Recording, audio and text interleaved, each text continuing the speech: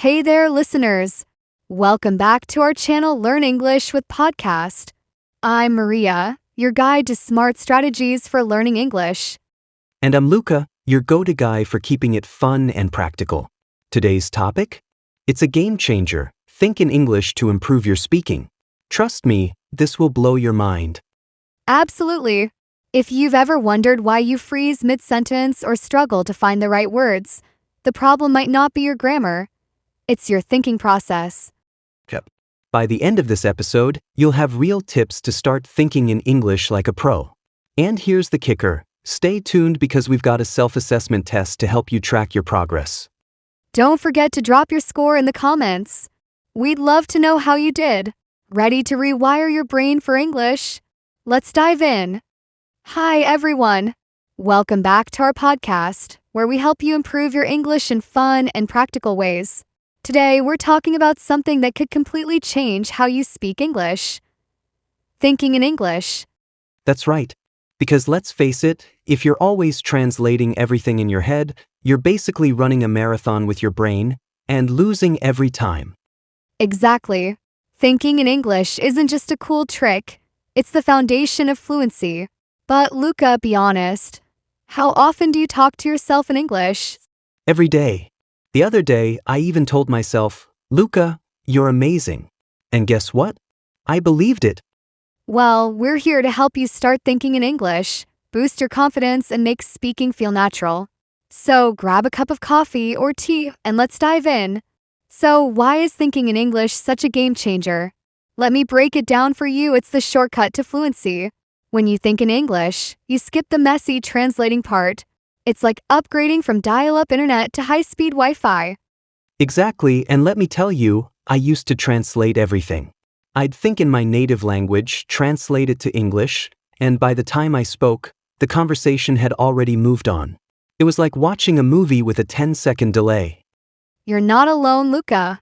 A study published in Applied Psycholinguistics found that when you think in your target language, it reduces cognitive load and makes speaking faster and more natural. Cognitive load.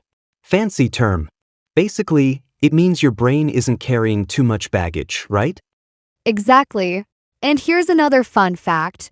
English is the most widely spoken language in the world, with over 1.5 billion speakers. So, thinking in English isn't just about fluency. It's about connecting with people globally. That's like having so much potential conversation partners.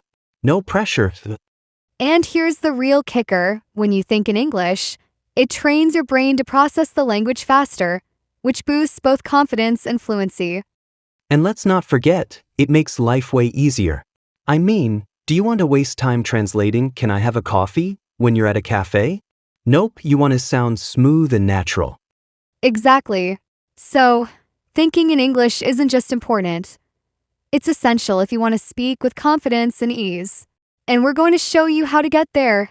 All right, let's talk about the elephant in the room. Why is it so hard to think in English? I mean, why does your brain feel like it's running uphill when you try? Exactly. It's like your brain goes, wait a minute, we weren't programmed for this. Trust me, I've been there.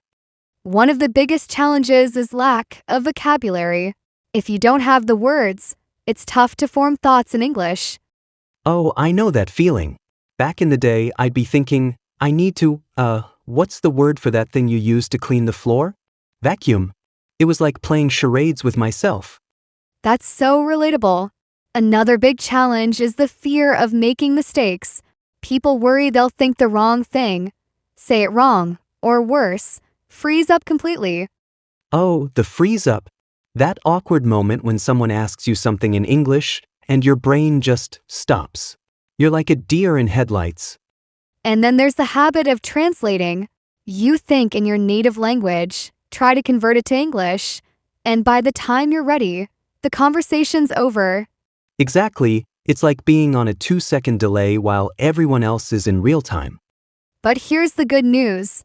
These challenges aren't permanent. Your brain can be trained to think in English, just like it learns any new skill. So, if you're struggling, don't worry, you're not alone. We've all been there, and we've got some awesome tips coming up to help you push through. Stick around because the next part is all about solutions. And trust us, they really work. Let's recap the vocabularies. First is, elephant in the room is a metaphor for an obvious problem or issue that people are ignoring. Second is cognitive load, means the amount of mental effort being used in working memory. Third is deer in headlights, is a metaphor describing someone who is so surprised or nervous that they can't react. Okay, so now we know why thinking in English is important and what makes it tough. Let's dive into the good stuff. How to train your brain to actually do it. Finally, because I need to stop translating every single word in my head. It's exhausting. So, what's step 1, Maria? Step 1. Start small. Don't try to think about deep philosophical ideas in English right away. Just start with simple thoughts, like, what should I eat for breakfast? Or the weather looks great today. Oh, so you're saying I shouldn't try to think in Shakespearean English right out of the gate? What light through yonder window breaks? Exactly. Keep it simple. And here's another tip. Learn common phrases. If you already know how to say things like, I'm running late or what's for dinner, it's easier for your brain to switch to English. Shortcuts. I love those. It's like pre-downloading thoughts so you don't have to buffer later. Exactly. Speaking of shortcuts, try internal narration. Talk to yourself in English about what you're doing. For example, I'm making coffee, or I need to send an email. It's like running commentary on your life. So basically, I turn my life into a reality show, starring me. Luca is now eating lunch like a champion. That's the spirit. Another trick is to label objects around your home in English. Put sticky notes on items like fridge, mirror, and door. It helps your brain connect words with visuals. So, if I slap a sticky note on my TV, I'll stop calling it the screen thingy? I love it. Exactly. Now here's a big one. Stop aiming for perfection. Your goal isn't to think in flawless English. It's to think fluently. Mistakes are part of the process. Oh, thank you for saying that. I've spent so much time worrying about getting everything perfect that I forget to actually speak. You're not alone. And here's something cool. A study by Language Learning and Technology found that people who embrace mistakes while learning improve faster because they're not afraid to practice. So, mistakes are like stepping stones to fluency? That's much better than seeing them as roadblocks. Exactly. And one last tip, immerse yourself in English. Surround yourself with the language through movies, music, podcasts, or even social media. The more you hear it, the easier it'll be to think in it. So, binge watching my favorite English TV shows counts as practice? This just keeps getting better. It absolutely does. The key is consistency. The more you practice, the more natural it will feel. All right, listeners, your mission is clear. Start thinking in English today. It's fun, it's effective, and if I can do it, so can you. Exactly.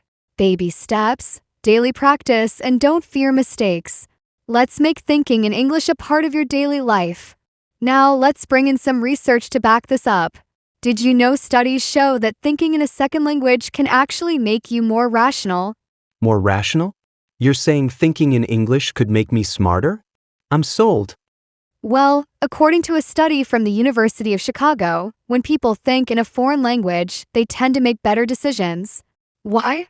Because it reduces emotional bias and helps you think more logically. So, basically, if I think in English, I won't buy another gadget I don't need because it feels right. Exactly. And here's another insight. Research from applied linguistics shows that switching to thinking in your target language improves fluency because it activates the same neural pathways as native speakers use. Neural pathways? Sounds fancy. Basically, it means your brain is rewiring itself, right? Exactly. And get this. Language learners who practice thinking in their second language also report feeling more confident while speaking. It's like tricking your brain into believing you're already fluent. So, if you're listening right now, remember, science has your back. Thinking in English isn't just helpful, it's scientifically proven to make you sharper and more fluent. Couldn't have said it better myself. All right, Maria, let's talk about the real MVPs. People who actually made it happen by thinking in English. Got a story for us? Oh, absolutely. Let me tell you about Emma. She's from Spain and used to struggle with English. Her biggest breakthrough? She started narrating her daily life in English. Everything from brushing her teeth to grocery shopping. Narrating your life? That's genius. So, like, I'm brushing my teeth. Wow, I'm using way too much toothpaste again. Exactly. It felt silly at first, but she stuck with it. And guess what? Within 6 months, her speaking improved dramatically. She said it felt natural to switch to English in conversations. That's impressive. I got a story. There's this guy, Mike, from Brazil. He loves video games. Instead of playing with subtitles in his language, he switched everything to English. Menus, dialogues, even chats with teammates. Smart move. Gaming in English is immersive. Totally. He said it felt like he was living the language, not just learning it. Now, he's so fluent that he streams in English and has fans all over the world. See? Real people, real success. If Emma and Mike can do it, so can you. Let's recap the vocabularies.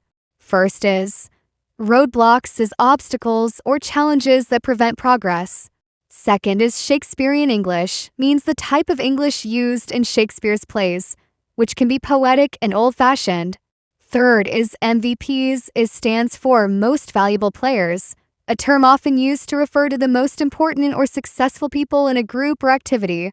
All right, folks, you've heard the stories, you've seen the research. Now it's time for action. If you want to improve your English, start thinking in it, no excuses. Exactly. Whether it's labeling objects around your house, narrating your day, or even switching your favorite game to English, every little bit counts. And remember, don't be afraid of making mistakes. They're just part of the process. Embrace them, learn from them, and keep pushing forward. Start small, stay consistent, and watch yourself grow. Trust me, once you make thinking in English a habit, speaking it will feel way more natural. So, what are you waiting for? Begin today. Your English fluency is just a thought away. And if you liked today's episode, don't forget to subscribe and share it with your friends. Let's make thinking in English a part of your life.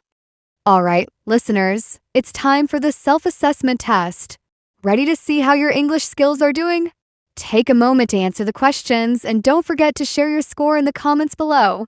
Now the last question is a tricky one. If you get it right, I'll be cheering you on in the comments. But if it's wrong, no worries. I'll drop the correct answer to help you improve. So let's get started. Answer honestly and share your score with us. I can't wait to see how you do.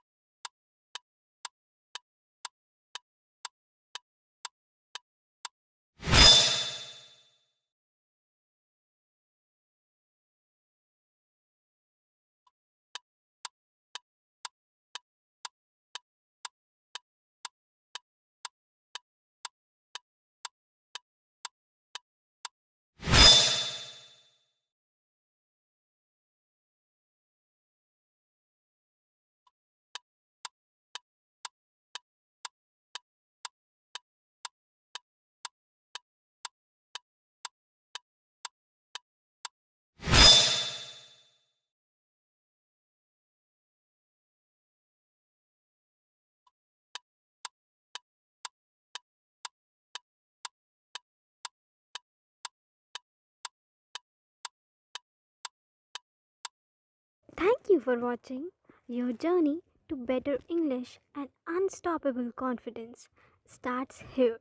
Like, share, and subscribe. Let's keep growing together. See you in the next video, champion.